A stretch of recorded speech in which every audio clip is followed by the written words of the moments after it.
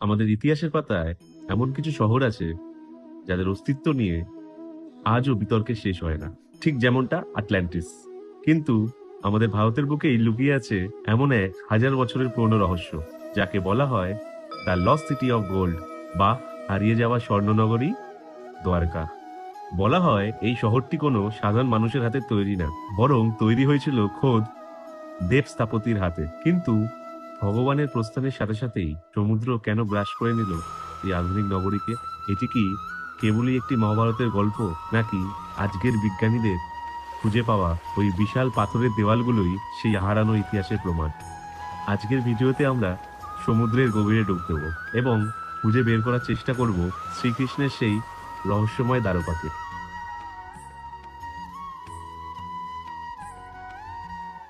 শ্রীকৃষ্ণ কেবল একজন রাজনৈতিক গুরু বা যোদ্ধাই ছিলেন না, তিনি ছিলেন একজন অপ্রতিদ্বন্দ্বী স্থপতি। যখন মথুরার ওপর বারবার বিপদ ঘনিয়ে আসলো, তখন তিনি তলোয়ার না তুলে নিলেন এক নতুন নগরের স্থাপনের দায়িত্ব। আজ আমরা কথা বলবো সেই স্বর্ণনগরী দ্বারকা নিয়ে, যা তৈরি করতে খোদ দেবশিল্পী বিশ্বকর্মা মর্তে নেমে এসেছিলেন। কংসবধের পর জরাসন্ধ বারবার মথুরা আক্রমণ করছিলেন। শ্রীকৃষ্ণ চাইলেন তার প্রজাদের রক্তক্ষয়ী যুদ্ধ থেকে মুক্তি দিতে। তিনি জানতেন নিরাপদ ভবিষ্যতের জন্য এমন এক জায়গার দরকার যেখানে শত্রুরা সহজে পৌঁছতে পারবে না। তাই তিনি বেছে নিলেন ভারতের পশ্চিম উপকূলের কুশস্থলীকে।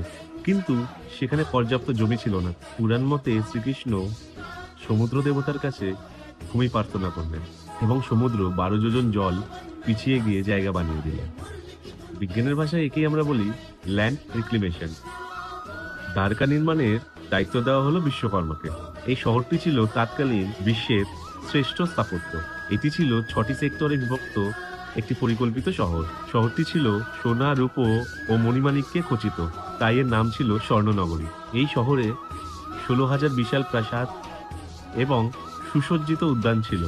সুরক্ষার জন্য নগরটি ছিল দুর্ভেদ্য প্রাচীরে ঘেরা। জলপথের এই আধুনিক বন্দরটি ভারতের বাণিজ্যের মূল কেন্দ্র হয়ে উঠেছিল। দ্বার শব্দের অর্থ হলো দরজা বা গেট। এই নগরটি ছিল ভারতের পশ্চিম উপকূলের প্রবেশদ্বার এবং প্রধান নৌ বাণিজ্য কেন্দ্র। এটিতে অনেকগুলি বড় প্রবেশদ্বার বা তোরণ ছিল বলেই এর নাম হয় দ্বারকা। কুরুক্ষেত্রে যুদ্ধের পরে যখন কৌরবদের 100 ভাই মারা যান, তখন শোকাতুর মাতা গান্ধারী এই ধ্বংসের জন্য শ্রীকৃষ্ণকে দায়ী করে। তিনি শ্রীকৃষ্ণকে অভিশাপ দিয়েছিলেন যে যেভাবে কুরু বংশ ধ্বংস হয়েছে, ঠিক সেভাবেই আজ থেকে 36 বছর পরে শ্রীকৃষ্ণের যদু বংশ নিজেদের মধ্যে যুদ্ধ করে শেষ হবে। শ্রীকৃষ্ণকেও একাকী সাধারণ মানুষের মতো মৃত্যুবরণ করতে হবে। তার প্রিয় শহর দ্বারকা সমুদ্রের তলায় তলিয়ে যাবে। মহাভারত অনুযায়ী একবার বিশ্বমিত্র, কর্ণ এবং নারদ ঋষি দ্বারকায় আসলে যদুবংশের যুবকরা সাম্বের নেতৃত্বে তাদের সাথে উপহাস করেন।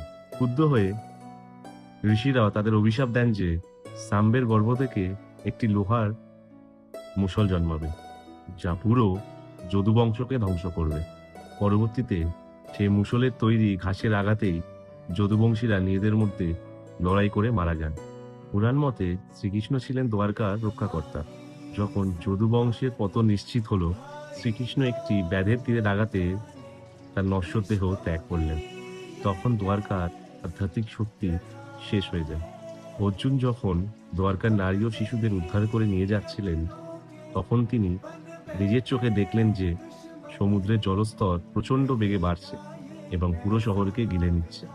বহু শতাব্দী ধরে মানুষ এটিকে রূপকথা বলে মনে করত, কিন্তু 1980-র দশকে ম্যারিন আর্কিওলজিস্ট ডক্টর S.R. রাও যখন গুজরাট উপকূলে গবেষণা শুরু করে, তখন সারা বিশ্ব অবাক হয়ে যায়। সমুদ্রের নিচে পাওয়া যায় বিশাল আকৃতির দেওয়াল, প্রবেশদ্বার এবং 5,000 বছর পুরনো পাথরের নোঙর। বিজ্ঞানীরা এখানে এমন কিছু নিদর্শন পেয়েছেন যা মহাভারতের সময়কালের সাথে হুবহু মিলে যায়। অর্থাৎ সমুদ্রের নিচে একসময় সত্যিই এক বিশাল উন্নত সভ্যতা ছিল। সমুদ্রের নিচ থেকে একটি ছোট্ট সিল বা মুদ্রা পাওয়া গেছে, যার উপরে 3 মাথা বিশিষ্ট একটি প্রাণী ছবি খোদাই করা আছে। মহাভারতে উল্লেখ আছে যে দ্বারকা নাগরীর সুরক্ষার জন্য শ্রীকৃষ্ণ তাদের একটি বিশেষ সিল বা পরিচয়পত্র বহন করার নির্দেশ দিয়েছিলেন। উদ্ধারকৃত সিলের সাথে এই বর্ণনার আশ্চর্যজনকভাবে মিল পাওয়া যায়।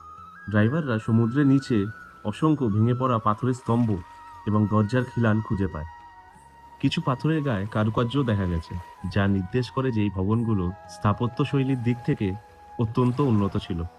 সমুদ্রের তলদেশ থেকে প্রচুর পরিমাণে চকচকে লাল মৎস্য পাত্রের টুকরো উদ্ধার করা হয়। কার্বন ডেটিং এর মাধ্যমে দেখা গেছে এই পাত্রগুলো প্রায় ৩৫০০ থেকে ৫০০০ বছর পুরনো, যা সরাসরি মহাভারত যুগের সাথে মিলে যায়। সমুদ্রের নিচে বড় বড় পাথরের তৈরি রাস্তার মতো কাঠামো রয়েছে। এটি প্রমাণ করে যে শহরটি অত্যন্ত সুপরিকল্পিত ছিল এবং সেখানে উন্নত ড্রেনেজ বা নিকাশি ব্যবস্থাও ছিল। কিছু জায়গায় তামার মুদ্রা এবং ব্রোঞ্জের তৈরি ছোট ছোট অলংকার পাওয়া গেছে। যদিও নোনা জলের কারণে অনেকটাই নষ্ট হয়ে গেছে, তবুও যা পাওয়া গেছে তা একটি ধনী এবং সমৃদ্ধশালী সভ্যতার পরিচয় দেয়। এই ধ্বংসাবশেষগুলো বর্তমান গুজরাটের দ্বারকা থেকে প্রায় ৩০-৪০ কিলোমিটার দূরে সমুদ্রের গভীরে অবস্থিত। বিজ্ঞানীরা মনে করেন যে আজ আমরা যে মূল দ্বারকা শহরটি দেখি সেখান থেকে অনেকটা ভেতরে ছিল। যদি কেবল পাথর আর নোঙরই এত পুরনো হয়, তাহলে সমুদ্রের আরো গভীরে বালির নিচে না জানি আরো কত রহস্য লুকিয়ে আছে, যা আজও মানুষের চোখের আড়ালে। দ্বারকা আজ হয়তো জলের নিচে, কিন্তু এটি প্রমাণ করে যে আমাদের প্রাচীন ভারত বিজ্ঞানে কতটা উন্নত ছিল। দ্বারকা কি সত্যি আবার কোনোদিন জলের ওপর ভেসে উঠবে? আপনার কি মনে হয় কমেন্টে অবশ্যই জানান। ভিডিওটি ভালো লাগলে লাইক করুন এবং এরকম আরো ঐতিহাসিক রহস্য জানতে চ্যানেলটি সাবস্ক্রাইব করতে ভুলবেন না।